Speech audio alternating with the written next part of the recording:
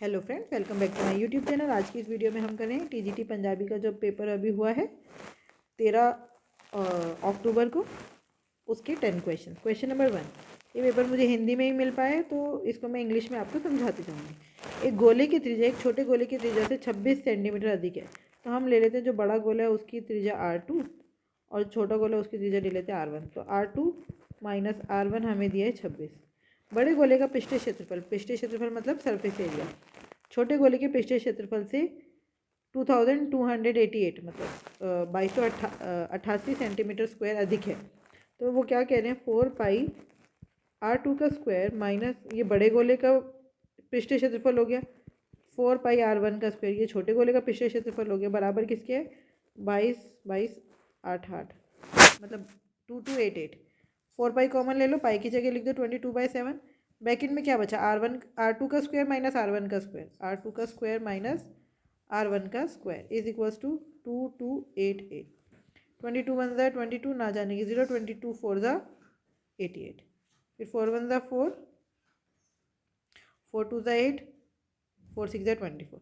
अच्छा, अब ये ए स्क्वायर माइनस बी स्क्वायर है ना, तो ये हो जाएगा R2 प्लस R1 और दूसरे ब्रैकेट में क्या आएगा R2 माइनस R1, उसकी जगह 26 लिख दो। ये क्या था R2 माइनस R1, उसकी जगह मैंने सीधा 26 ही लिख दिया, बराबर है 26 और यहाँ पे बचा था 1/7। 26 से 26 कट गया, R2 प्लस R1 की वैल्यू आ गई 7। अब हमसे पूछा है बड़े गोले का व्यास, मतलब हमें 2R2 निकालना है। 2R2 इन दोनों को ऐड कर दो, R1 से R1 कट गया, 26 और 7 33, 2R2 आ गया 33, 33 इज द राइट आंसर।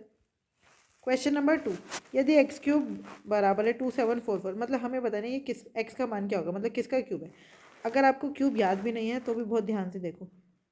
अगर हम 12 का क्यूब निकालेंगे तो उसकी एंड लास्ट वाली डिजिट यूनिट डिजिट क्या आएगी, 2 2 ज़ा 4, 4 2 ज़ा 8। 3 का निकालेंगे 3 3 ज़ा 9, 9 3 ज़ा 27। 5 का निकालेंगे 5, 4 का निकालेंगे तो 4 4 ज़ा 16, 6 4 ज़ा 24। तो यहाँ पे ये 4 आएगा, इसका मतलब 4th ही आंसर हो सकता है और कोई आंसर नहीं हो सकता। क्वेश्चन नंबर 3, एक दुकानदार किसी पुस्तक को 6% की हानि पर बेचता है, तो मतलब उसने कितने में बेचा 94% में। यदि विक्रय मूल्य 396 की वृद्धि और होती, मतलब अगर सेलिंग प्राइस 396 रुपीज़ और बढ़ जाता तो उसको 19% का लाभ होता। 119% बराबर है, देखो, तो उसको 119% मिलता। उन्होंने बोले इन दोनों का गैप जो है वो 396 है। विक्रय मूल्य सेलिंग प्राइस बढ़ा है ना 396, पहले 94% में बिक रहा था, अब 119% में बिक रहा है। उन दोनों के बीच का गैप कितना है 396, तो ये कितना हुआ गैप 19 और 6 25, 25%।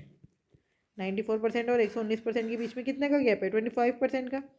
25% है 396 का। तो क्रय मूल्य सीपी हमेशा होता है 100%, सीपी कितना होता है 100%, तो 25% को 100 बनाने के लिए 4 से मल्टीप्लाई कर देंगे। 6 4 24 का 4 यहाँ, 2 यहाँ, 9 4 36, 37 38 का 3, 4 3 12, 13 14, 1584, 9 4 36 का 3, 4 3 12 और 3 15, 1584। Third is the right answer.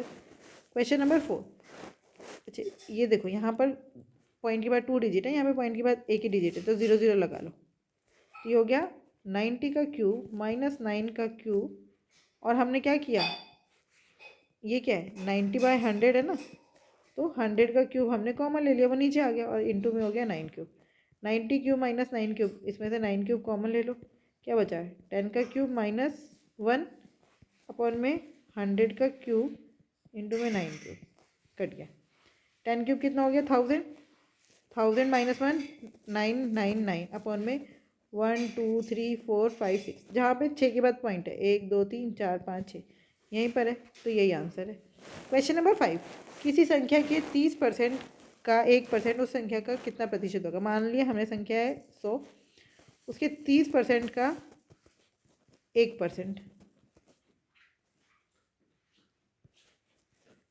आ गया 0.3, तो 0.3 इज द राइट आंसर, है ना। क्वेश्चन नंबर 6, पाइप ए अकेले एक खाली टंकी को 44 घंटे में भर सकता है और पाइप बी उसी टंकी को अकेले 77 घंटे में भर सकता है।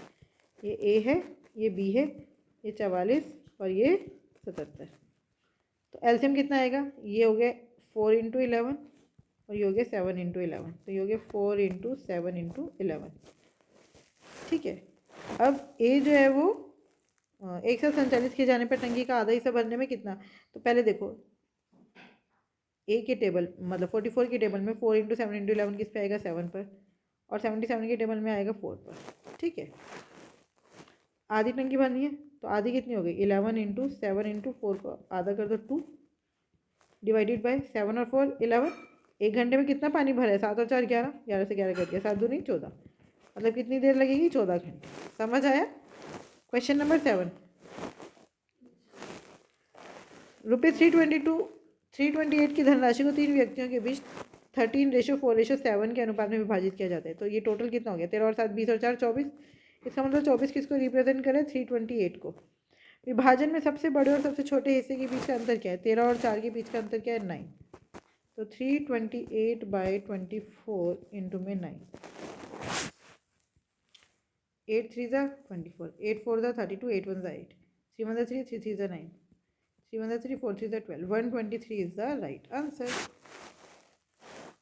क्वेश्चन नंबर 8, एक कक्षा में 13 विद्यार्थियों के अंकों का औसत 52 है, मतलब 52 है एवरेज। यदि प्रत्येक विद्यार्थी के अंक 2 गुने कर दिए जाए तो एवरेज भी 2 टाइम्स हो जाएगा 104। खत्म। क्वेश्चन नंबर 9, एक कॉस्मेटिक उत्पाद 10% की छूट अंकित मूल्य पर उपलब्ध है। यदि दुकानदार 1953 लेता है तो इसका अंकित मूल्य कितना है। देखो 10% की छूट मतलब 90%, 90% बराबर है 1953, तो 100% निकालना है बस। 1953 अपॉन में 90 इंटू में 100, 9 1 ज़ा 9, 9 2 ज़ा 18 बचा 1, 9 1 ज़ा 9 बचा 6, 9 7 ज़ा 63, 2170, third is the right answer. Question number 10, एक व्यक्ति अपनी आय का 80% बचाता है तो खर्च कितना करता है 20%। यदि उसका व्यय 800 है तो उसकी आय में तो उसकी आय ज्ञात कीजिए। देखो 20% बराबर है 800, तो 100% कितना होगा 100% निकालने के लिए इंटू 5 करना पड़ेगा, इंटू 5 कर दी 8 5 ज़ा 40, साथ में 2 0, 4000 is the right answer. I hope आपको ये 10 क्वेश्चन बहुत अच्छे से समझ आए होंगे। फिर भी अगर कोई डाउट है तो आप मुझसे जुड़ सकते हैं @mathsps1 टेलीग्राम चैनल पर। Thank you, keep learning, keep practising.